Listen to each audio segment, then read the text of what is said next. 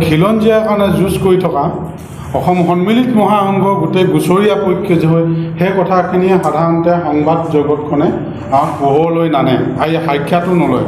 গুচৰীয়া পক্ষ হিচাপে কি ধৰণে চলি আছে অসমৰ খিলঞ্জীয়াসকলে যিটো সংকটত পৰিছোঁ, অসম চৰকাৰে ট্ৰাইবেল বেল্ট এণ্ড ব্লকবিলাক সংকুচিত কৰি শেষ কৰি নিছে। আজি তিৰাপত এই অৱস্থা হৈছে। ডাঙৰিফালে যিমানখিনি আছে, শদিয়াত যিমানখিনি ট্ৰাইবেল বেল্ট এণ্ড ব্লক আছে, গোটেইখিনি সংকুচিত কৰি ভাঙি মানে গোটেই আজিৰ দিনত আমাৰ খিলঞ্জীয়া বেছি শংকিত হৈছে।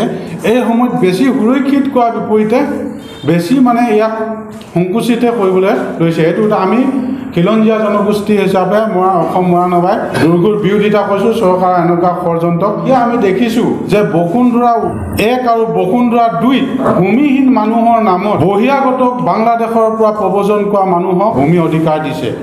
ইয়াত দুটা উদ্দেশ্য বসুন্ধৰা 1 আৰু 2 প্ৰথমতে আছে যিখন আইনখন যি উদ্দেশ্যই আনিছিলে, এক কথা হ'ল ধৰ্মীয় উৎপীড়নৰ পৰা ক'ৰবাত আশ্ৰয় শিবিৰত থাকিব লাগিব আৰু সাম্প্ৰদায়িক সংঘৰ্ষৰ পৰা বলি হৈ পিনে আশ্ৰয় শিবিৰত থাকিব লাগিব, ভূমিহীন হ'ব লাগিব আৰু বান বিধ্বস্ত হ'ব লাগে। বান বিধ্বস্ত আমাৰ খিলঞ্জীয়া মানুহ হৈছে, সেই কথাটো আমি মানি লৈছোঁ।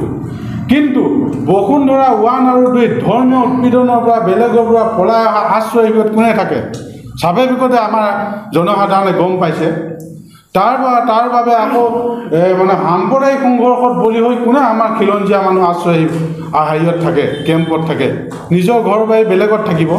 গতিকে আইনখন যিটো উদ্দেশ্যই আনিছিলে সেই উদ্দেশ্যই এই বসুন্ধৰা 1 আৰু 2 তেনেকুৱাকৈ এইখিনি বহিৰাগত মানুহক আৰু বিদেশী বাংলাদেশৰ পৰা অহা লোৱাৰ আছামৰ দিশে যিমান আছে ৰিজাৰ্ভ ফৰেষ্টত গেজিঙত বাস কৰা মানুহ 2011 চনত যি সুপ্ৰিম কোৰ্টে এটা ভাৰ্ডিক আছে যে গেজিং এক্টৰ মাটিবিলাকত কেতিয়াও দিব নোৱাৰিব ভূমিপট্টা। কিন্তু এতিয়া সেই আইনকো কৈ তাতো ভূমিহীন হ'লে এই দুটা আশ্ৰয় শিবিৰত থকা হ'লে ধৰ্মীয় উৎপীড়ন আৰু সাম্প্ৰদায়িক সংঘৰ্ষত তেনেকুৱা কাৰ্ড থাকিলে মানে সেই ৰিজাৰ্ভ ফৰেষ্ট আৰু গেজিং লেণ্ডত থকা মানুহকো 1 বিঘা মাটি দিব লাগিব বুলি কৈছে। সুপ্ৰিম কোৰ্টৰ ভাৰ্ডিকশ্যন ভংগ কৰি এনেকুৱা দিয়া কেতিয়াও সহ্য কৰা নহ'ব। দ্বিতীয়তে মাটি দিবৰ কাৰণে এখন কাৰ্ড জাতিগত প্ৰমাণপত্ৰখন, আগতে জাতিগত প্ৰমাণপত্ৰখন দিছিলে, এতিয়া ভূমিপুত্ৰ বুলি এটা ৱেবছাইট উলিয়াইছে, ভূমিপুত্ৰ কাৰ্ড বুলি দিয়ে, জাতিগত ভূমিপুত্ৰ কাৰ্ড। বাহিৰৰ পৰা প্ৰব্ৰজন কৰা মানুহসকলকৈ এই ৱেবছাইটটোৰ যোগেদি চবকে ভূমিপুত্ৰ কৰি দিছে। আমাৰ ইয়াত তীব্ৰ আমি অসন্তুষ্টি প্ৰকাশ কৰিছোঁ আৰু চৰকাৰে ইয়াক প্ৰত্যাহাৰ কৰিবৰ কাৰণে আবেদন জনাইছোঁ। আৰু কোনো পধ্যেই খিলঞ্জীয়াৰ ওপৰত তেনেকুৱা অৱদমন চলোৱাটো আমি কেতিয়াও সহ্য নকৰোঁ। এতিয়া আমি খিলঞ্জীয়াসকলে কৈছোঁ ইয়াৰ ভূমি নীতিৰ ওপৰত সুনিৰ্দিষ্ট খিলঞ্জীয়াৰ কাৰণে বিশেষ ভূমি নীতি প্ৰয়োগ কৰিব লাগিব। যিমানখিনি ট্ৰাইবেল মানুহৰ কাৰণে আছে নন ট্ৰাইবেল যিবিলাক আমি MOBC OBC মৰাণ মটক যিমানবিলাক আহোম আছে, কলিতা আছে, নাথ যোগী আছে, সেইখিনিৰ কাৰণে স্পেচিয়েল ভূমি নীতি গভৰ্ণমেণ্টখনে প্ৰয়োগ কৰিব লাগিব। আৰু খিলঞ্জীয়াৰ কাৰণে আমি বিশেষকৈ অসম মৰাণসভাৰ লগতে মৰাণ জনগোষ্ঠীয় 6টা সংগঠনে আমি খিলঞ্জীয়াৰ অধিকাৰ বিচাৰি সুপ্ৰিম কোৰ্টত দ্বাৰস্থ হ'বৰ কাৰণে ইতিমধ্যে আমি সিদ্ধান্ত লৈছোঁ। জাতীয় আমাৰ অভিৱৰ্তনৰ যোগেদি কি ধৰণে আমি গোচৰটো তৰিব পাৰিম, আমি ফ্ৰেমৱৰ্ক তৈয়াৰ কৰি আছোঁ। আমাৰ ষ্টাডি কমিটিয়ে আমাক কাম সেইখিনি কৰি আছে।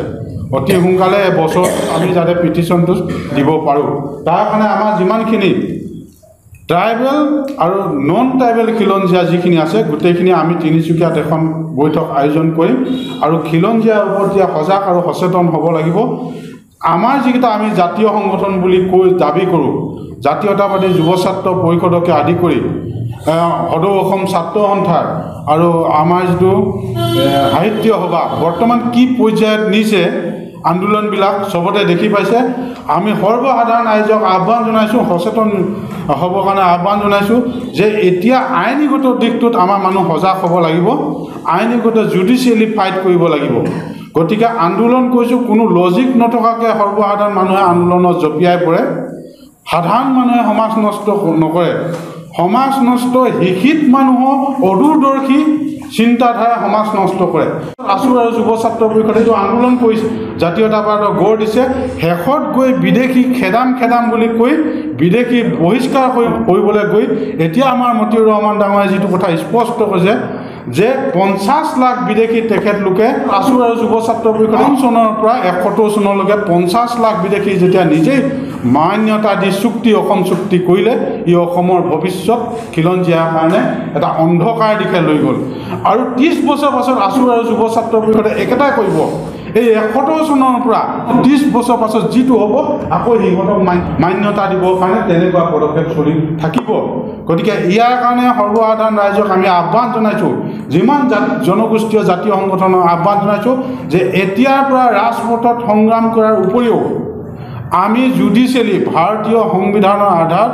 ভাৰতীয় ন্যায়িক ব্যৱস্থাৰ ওপৰত জুডিচিয়েল ফাইট কৰিবৰ কাৰণে সৰ্বসাধাৰণ ৰাইজক আহ্বান জনাইছোঁ আমি আশা কৰিছোঁ সংবাদ কৰ্মীসকলে আমাৰ এই কথাখিনি স্পষ্ট ৰূপত প্ৰকাশ কৰিব আৰু আমাৰ জাতীয় দল সংগঠনবিলাক যিমানখিনি আছে আমি প্ৰথমতে তিনিচুকীয়াত যিকেইটা আমি খিলঞ্জীয়া জনগোষ্ঠীয় সংগঠন আছে ইয়াৰ কাৰণে এখন অতি সোনকালে বৈঠক আয়োজন কৰা হ'ব ইয়াৰ ওপৰত আৰু অসম চৰকাৰৰ আহ্বান জনাইছোঁ ট্ৰাইবেলসকলৰ কাৰণে যিটো ভূমিৰ লেণ্ড ৰাইটটো আছে নন ট্ৰাইবেল যিকেইটা আছে এতিয়ালৈকে মৰাণ মটক আহোম চুতীয়া কলিতা নাথ যোগী সকলোৱে কাৰণে আমাৰ গোটেইখিনিৰ কাৰণে এখন স্পেচিয়েল লেণ্ড এক্ট লাগে সিহঁতৰ কাৰণে বিশেষ মানে সাংবিধানিক ব্যৱস্থা ইয়াত ৰাখক আমাৰ বেলেগৰ বহিৰাগতসকলৰ লগত একেখন আইনত আমি কেতিয়াও থাকিব নোৱাৰোঁ লেণ্ড পলিচিৰ লগত আমি থাকিব নোৱাৰিম আমাৰ কাৰণে যেনেকৈ MOBC OBC ওপৰত বেছ কৰি লেণ্ড পলিচি তৈয়াৰ কৰিবৰ কাৰণে অসম